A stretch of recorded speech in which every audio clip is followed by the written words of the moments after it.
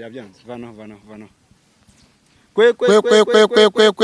kubita kuri kandi umugore arataka maze azana amazi kubita kuri kandi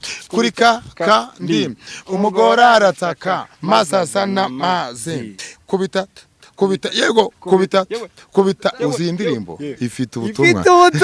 yo maji what's up take my 5 umeze gute shandi hejuru cyane umuhungu tsibina waye twa tuburanyeho ubuzima bumeze gute duherukana indirimbo itarajya hanze yego hashize iminsi kabisa turimo turapropose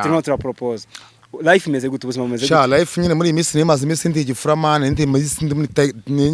nayita life nyine itari nziza cyane urumva nyine hari ibintu ugenda wumva nyine biri imihanda nyine ugenda ubyumva ukuntu nyine ukumva nyine ni inkuru nyine nawe utakabaye wumva ariko nyuma y'ibyo byose nyine hari ukuntu nyine Imana igira gukikagenda ikagira gutiye igahita blessing ikagenda neza ye narwo njyaho tuvuge kuri negative cyangwa tuvuge ibintu bibi twivugira ibyiza G-Tough ari kugenda umustar uri gukura umunsi ku munsi urabikesha iki ngarafu yo makombe yoshyira cyane ngiye mfite inzozi zo ko umustar man bro uri umustar bro ntabwo nabyemera man ntabwo uri umustar kare man ngibi bintu biriya no kuva ngewe inzozi zanjye nyine nanjye mba numva mfite inzozi zo kuba nka ba Debeni ba Bruce Melody ba Iskiveni bara abanoza bano babanje makora ama video aremereye cyane man nyine mba numva nanjye naba nyine mwabo bajamo yibaza nande ku rwego rwa Bruce Melody ariko wahita wica umuntu ntabwo nakwica umuntu ahubwo ngiye najya nk'ijyo kwa makenje man narabikunze uburyo wa droppings indirimbo abantu bakayakira neza aragitosa ariko indirimbo nabonye yitwa igikoma igikoma nayiri hanze igikoma iri hanze ifite na video yayo yo bivuga ngo nari mfite uwo mukunzi azi ko nkunda kunywa mu karo agira ishyaka mwete mwishi anyurwa nuko nkwiye kuva kuri mukaro amindurira icyo kunywa maze amicyo kunywa bita igikoma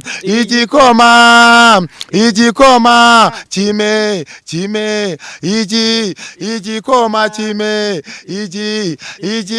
igikoma iyo ni indirimbo ya under 18 ni indirimbo y'abana bro abantu bakuru nagi bareba bari abantu cunga umuntu na tubabariye ko mucunga umuntu ngiye ndimo mfite kamera yanjye binyereka ibintu byo hirya no hino binyereka zino nete ziba na masa nyine uri bavuze nka masa turangiza interview umbabarire ndagenda nk'igisambo utina indirimbo y'abana bato Sa black ahubwo mu mera ramara ifute kugira ngo byeme 18 ya indirimbo zawe ziri guca hehe abantu bazishaka bazisanga hehe bazisanga kuri YouTube ya G-Tough ntabwo izina rihinduka ni G-Tough to hari live yagogeze gukora avuga ko hari umunsi G-Tough azaba kubita imiziki mu kumirwa indirimbo zawe yagoye warazimwumvishije yari utekereza ko yabibwiwe n'iki kuzasohora indirimbo yago ndibuka kera njyayo navukoze indirimbo yitwa ngo nabibwiwe keshi yo nanga kubyemera none Tough bimbayeho birabaye nabibwiwe keshi yo nanga kubyemera none Tough bimbayeho icyo gihe cyagene nyine nagiye mu bibyabwenge nijandika murumva nabibwiraga ku babyeyi banje yagucugena mutema kane kabava ndagarutse mindutse ndagarutse nisubiyeho zamano na zamanuro mwamaga sinzumve yamanywa na yamajoro mwamaze mudasinzira ndagarutse mindutse ndagarutse nisubiyeho ndagarutse mindutse ndagarutse ndisubiyeho G-Tough navugikiye mu buryo bwenge kenshi ndakoze nkoresha ibicuti bidakwiye nkijandika shuti mu buryo bya bwenge nkafata ibibaba ndetse nkafata n'ibindi nkajya Nyamirambo nkafata mu manika tukajya kwikora dukitera ibishinge ibyo byose shuti ababyeyi b'ancyecu bakabimbwira kese shuti nkanabipinga ngabatera agahinda kumanywana nijoro mama wambyaye shuti yambyaye keshi cyane hamwe azamuka buri munsi yewe data we asemane aguziko G-Tough ngiye to be honest reka mbivuge ari ukuntu abantu tara yawe bashobora kuba bagira ngo iri comic cyangwa se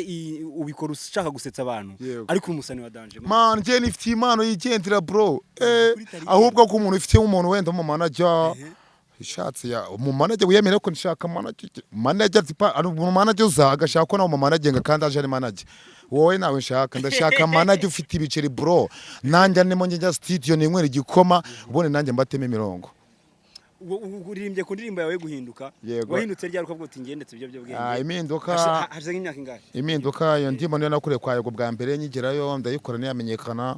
ndayihora ndayikwama nkora iyo ngiyo nayo nabibwiwe kenshi nabwo ndayikwama niyamenyekana ndakwama ariko ejo bundi sinzi uko nagize gutya mvugana n'Imana bro Imana irambwa ati Jitafu wabatema Gitosa wakinwe Mareka dutere ku historia ya Gitosa wari urihe igitekerezo cyaje gute producer wamukuye he byagenze bite ngo twite tubona indirimbo Aragitosa ubundi Aragitosa inkomoko yayo ngewe ngize kwibwa amafaranga 1000 bigera muri 700 narabitangaje kenshi abantu bifata muri comedy ariko kenshi nige n'umuntu mu comedy muzajya kubona ko ninega yapfuye mukayovuga ngo ni za comedy man twagiye tuvuga ibintu bitewe nuko nyine kenshi na kenshi nyine dusa nk'abo turi abakiteri nyine twakitinga cyane mu bijyanye twaboneka dusupoza ko duhora kuri kamera sasa umuntu hora kuri kamera igihe cyose ibintu ukora nyine umuntu agira akabifata nk'ibyo bintu nyine hari umujyi umwata ko Jita hari umunsi ujye ucishemo byibuze ukabaseriye ya ariko njyari iyo ndi mu rugo mbaseriye ndimo ndamujye kwa bandi medita haje warumbiye kubiki nari ngubashije ngo byagenze bite kugira ngo tundirimba Aragitosa wari uri hero yitekereza ninde wayikwandikiye ibintu nk'ibyo ya iyo ndirimbo rero numva nyine nayikoze nshingiye kuko namaze kwibwa amafaranga mbona ubuzima buranze utinye ko manje nasubiye imihanda nasubiye kwikurisha n'urudodo mani abantu batangiye kuvuga ngo kwe batangiye konseka mani ngewe netangiye kwitwa nyine kwitwa umustar ntabwo nabimenitaga mani ntabwo ndimo ndabimerita mani ngewe mbona mani taraburije mani mvuga none ngewe ubwo uyu munsi umwe nahise nkora amasengesho y'imyaka nako namezi 3 ndasenga koko ndatutubikana mu ndaharange amaso arapfumuka nyuma ya Imana irambwa ati wakintu rero ndagusubije Imana irambwa ati muhungu wanjye ugiye kongera gusubira imihanda ndebwa ni Imana ndasubira imihanda gute ingana n'Imana irambwa ati manje ndebwa Imana ngiye ndibona ko poshe kera yitwara Gitosa Imana yamubwire mu mareke bwati murabona bure Imana genda ubwira nigibwira ibyari byo mareke aravuga ati Imana batidiribo ni nabahoti Mareka itavuga ati vavu ya studio mbamana mageniga yanjye maze kwiyamaga ndebwa Imana ifite igitekerezo ufite indi metwa Gitosa arambwa ati se Imana urumva imeze gute imirongo yemeze gute mbwa Imana indirimbo yayo uko nayo compose ndumva ya nta kibazo arambwa ati tugende kwa kundi urimba indirimbo nyine ndayikubita finameta ngo bitamo ikintu bita ajya mu gikoni nateka arikaranga ibintu byose bigenda neza birangira tuyishize ku isoko mpuzamahanga yego abantu bayakira neza utangiye kubona n'imiro trending TikTok yabazonze ese ubundi ugira phone ijya kuri TikTok aribo ibiri kuma ko TikTok yanjye yahumye amaso nagemo gukora ubu ngo TikTok yarahumye buriya ngiye ndimo ndakora n'ikiganiro n'umuntu hari gihe afite abakeneye ubufasha cyangwa atanabukeneye niba ubukeneye sibye ko nta muntu uburu nyine ikintu yafashwa abantu bagushaka bagukura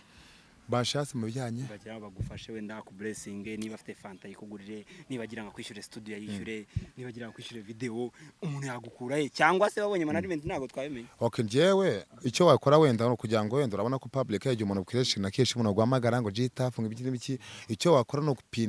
kupininga namba yanjye hariya wenda icyo ubu ngo nyine project mfite ngiye mba numva nyine nakora utuntu tugiye dutandukanye gutangaza ibintu uzakora n'amahano n'amahano nawe niba ubitangaza imbere y'ibyo byose ndagukarabye kuko urabona njya ngutaje ngo kuvuga ngo njye mfite indirimbo yitwa Ngwino uyu mwana muto ahita agenda yitereka studio abita batama